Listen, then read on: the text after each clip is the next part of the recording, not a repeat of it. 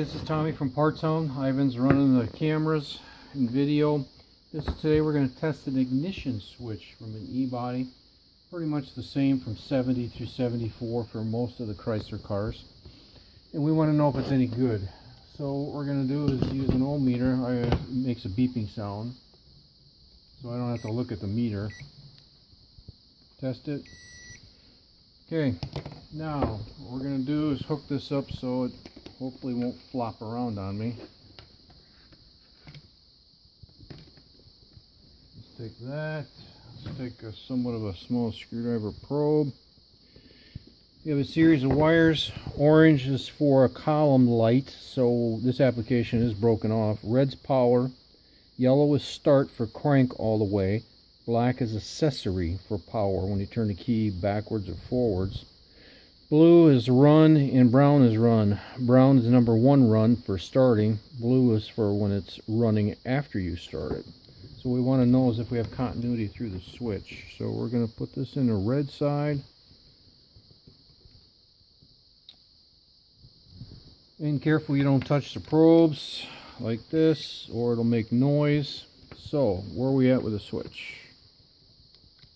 This will be crank. So we're in red. Let's go to yellow. Stay in there.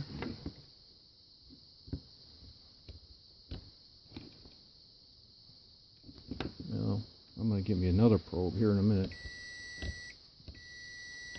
Okay, crank is good. Number 2 position is good. See, when I go to crank, it'll stop. That's when it's running. Now the brown should make noise.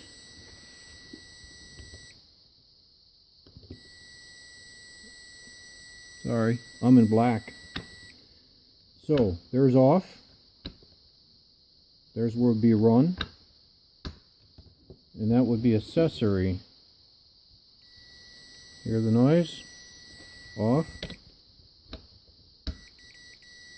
That's accessory, key back. That's off. So that's good. That circuit's right. Let's go back to brown. That should be brown right there. We get nothing.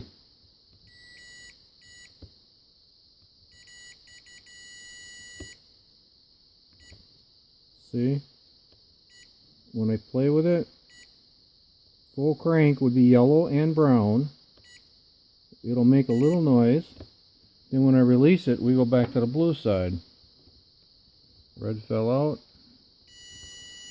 See, so run side when you're running down the road is good. Again, back to crank, double check.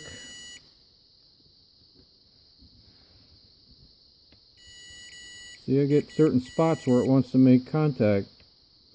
There are dirty contacts inside, so we'd have to take it apart to see what's going on with it. So all the switch works except for that portion. So you could get it to work if you had to. You just play with a key a little bit when you're doing the crank, but that's not the way it's supposed to be.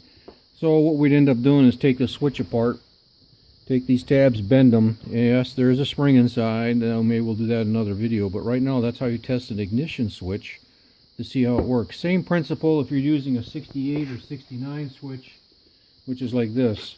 They have markings on the back: battery, ignition 1, ignition 2, accessory, and then you got start. So you do the same thing if you had the key, or you take the key tumbler out so that you could test the switch to see if it works or not. Okay, that's it from Parts Hound, and please visit partshound.net. Thanks, have a great day.